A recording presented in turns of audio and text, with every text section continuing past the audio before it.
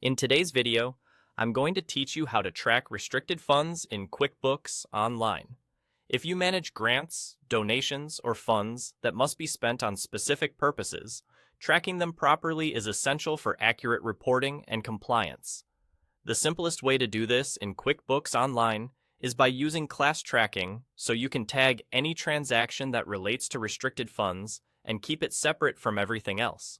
First, make sure classes are enabled in your settings. QuickBooks Online includes a feature called class tracking, and once it's turned on, you'll be able to label transactions with a class.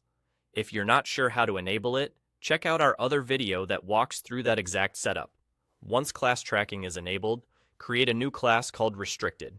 Keep the name short and clear so it's easy for anyone on your team to select the right option when entering transactions. Consistency matters here, so use the same spelling and capitalization every time. From now on, whenever you create a new transaction, whether it's an expense, a bill, a check, a deposit, or a journal entry, you'll see an option to set its class. If that transaction uses restricted funds, choose the restricted class before you save. This habit ensures the transaction is tagged from the start and shows up correctly in your records. If you already have transactions in your books that should be marked as restricted, you can fix them in bulk. Click the gear icon at the top right and select Reclassify Transactions. In that tool, find and select the account that holds the transactions you want to update. Review the list, select the transactions that belong to restricted funds, then choose Reclassify. When prompted, assign the restricted class. This lets you clean up past activity quickly without editing each entry one by one.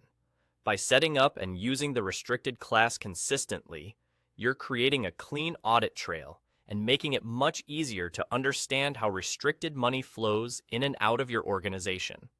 It also helps your financial statements reflect reality, separating restricted activity from everything else. That's all you need to get started. Enable classes, create the restricted class, choose it on new transactions, and use the Reclassify tool to update past entries. Keep your naming consistent and apply the class thoughtfully, and you'll be ready for precise reporting and smoother reviews. Thanks for watching, and I'll see you in the next video.